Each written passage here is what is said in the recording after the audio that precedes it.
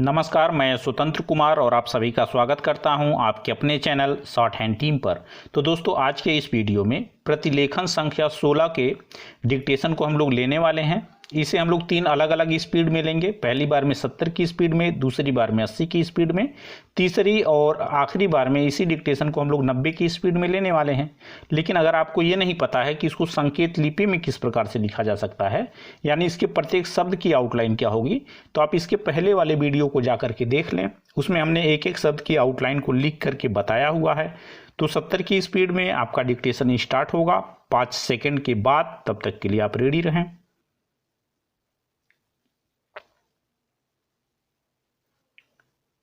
Start. अध्यक्ष जी, जिस समय पाकिस्तान ने भारत पर हमला किया था, उस समय उन्होंने देश की रक्षा के लिए महत्वपूर्ण कार्य किया था।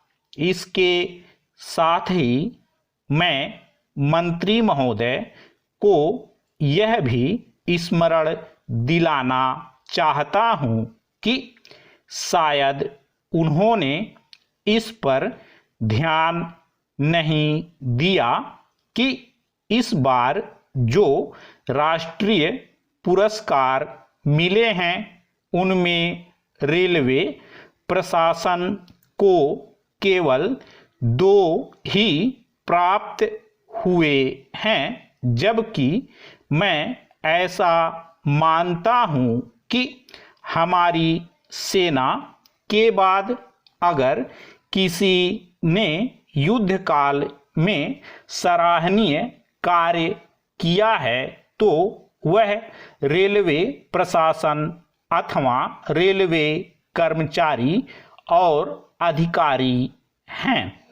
इसलिए उनके मनोबल को बनाए रखने के लिए और उनको प्रोत्साहित करने के लिए रेल मंत्री को इस बात पर भी ध्यान रखना चाहिए और इसका प्रयास करना चाहिए कि जो भी इस तरह के प्रोत्साहन मिले उनमें रेलवे का विशेष ध्यान रखा जाए। पैरा। रेल मंत्री महोदय ने अपने वक्तव्य में भी रेलवे कर्मचारियों की प्रशंसा की है या उनको प्रोत्साहन दिलाया है, लेकिन यह प्रोत्साहन शांति काल में भी बना रहना चाहिए। रेलवे ने युद्ध काल में जो काम किया वह तो देश की रक्षा का महान उद्देश्य था, लेकिन उसके बाद देश के निर्माण में या गरीबी मिटाने के लिए जो युद्ध होता है उसमें भी प्रत्येक रेलवे कर्मचारी का मनोबल उसी तरीके से बना रहे, इसके लिए भी रेल मंत्री महोदय को कुछ कदम उठाने की आवश्यकता है। मैं ऐसा मानता हूं कि वह किसी भी तरीके से करें, उनका तरीका कुछ भी हो, लेकिन उनको यह करना चाहिए कि जितने भी रेलवे कर्मचारी हैं, जो भी रेलवे को मुनाफा हो उसमें वह साझीदार हों।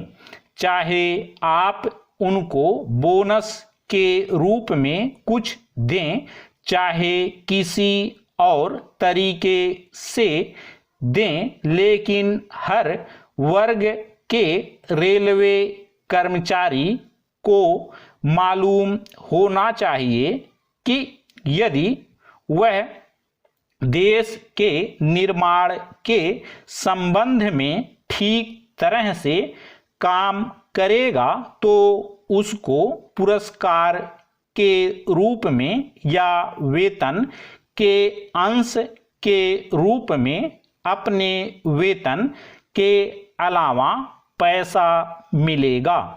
इसी प्रकार इस संबंध में मैं एक और सुझाव देना चाहता हूं। स्वतंत्रता के बाद रेल प्रशासन भारत सरकार का प्रशासन हो गया, लेकिन यह लोकसभा एक विशेष उद्देश्य को लेकर चुनी गई है। यह उस कार्यक्रम का एक नमूना ही है। गांधी जी ने जीवन के सभी पहलुओं पर प्रकाश डाला था। धन को वे संयम से व्यय करने के हक में थे। स्टॉप। दोस्तों, इसी डिक्टेशन को दूसरी बार में हम लोग 80 की स्पीड में लेंगे और आपका समय स्टार्ट होगा 5 सेकंड के बाद। तब तक के लिए आप रेडी रहें।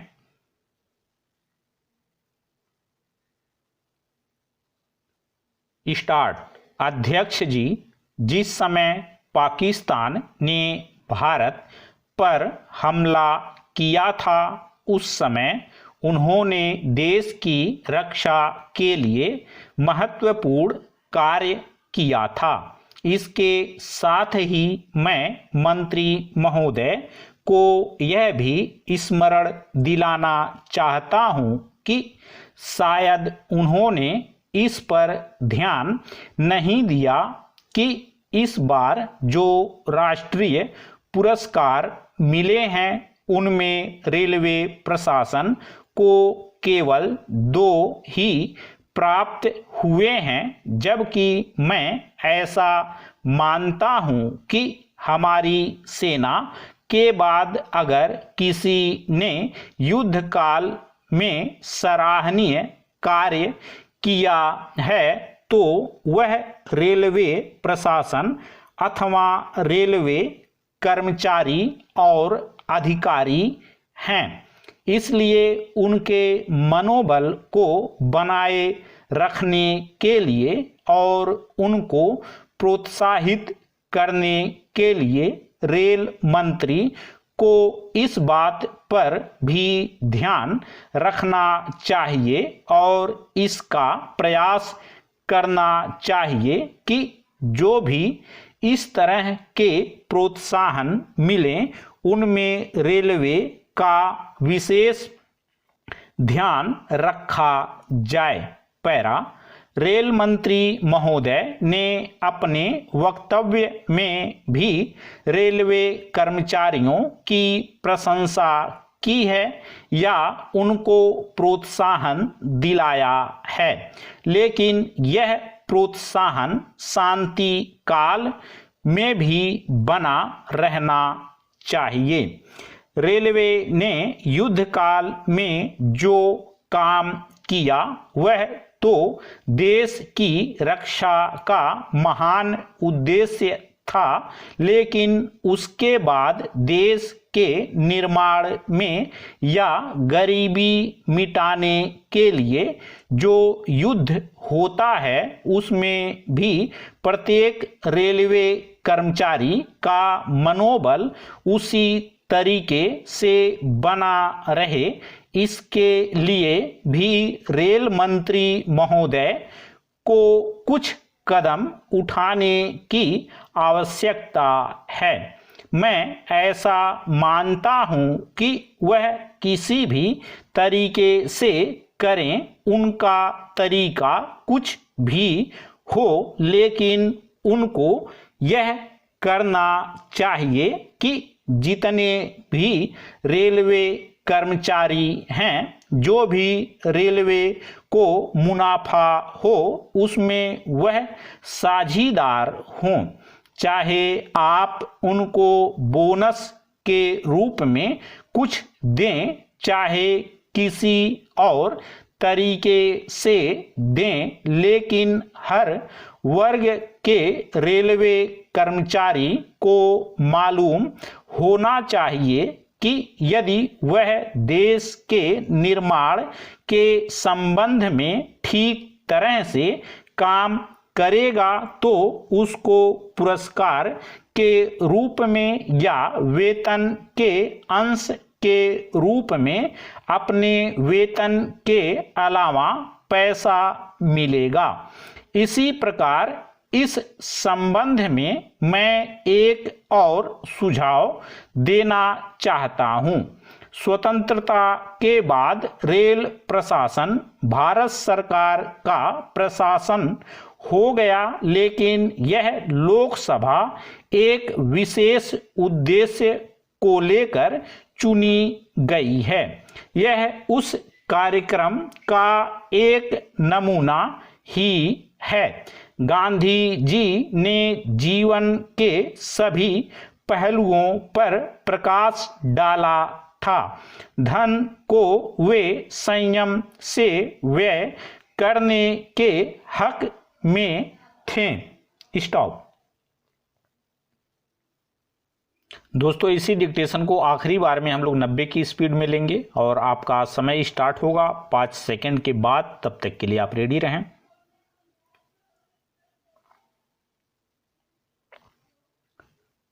स्टार्ट। अध्यक्ष जी, जिस समय पाकिस्तान ने भारत पर हमला किया था उस समय उन्होंने देश की रक्षा के लिए महत्वपूर्ण कार्य किया था। इसके साथ ही मैं मंत्री महोदय को यह भी स्मरण दिलाना चाहता हूं कि शायद उन्होंने इस पर ध्यान नहीं दिया कि इस बार जो राष्ट्रीय पुरस्कार मिले हैं उनमें रेलवे प्रशासन को केवल 2 ही प्राप्त हुए हैं, जबकि मैं ऐसा मानता हूं कि हमारी सेना के बाद अगर किसी ने युद्ध काल में सराहनीय कार्य किया है तो वह रेलवे प्रशासन अथवा रेलवे कर्मचारी और अधिकारी हैं। इसलिए उनके मनोबल को बनाए रखने के लिए और उनको प्रोत्साहित करने के लिए रेल मंत्री को इस बात पर भी ध्यान रखना चाहिए और इसका प्रयास करना चाहिए कि जो भी इस तरह के प्रोत्साहन मिले उनमें रेलवे का विशेष ध्यान रखा जाए। पैरा। रेल मंत्री महोदय ने अपने वक्तव्य में भी रेलवे कर्मचारियों की प्रशंसा की है या उनको प्रोत्साहन दिलाया है, लेकिन यह प्रोत्साहन शांति काल में भी बना रहना चाहिए।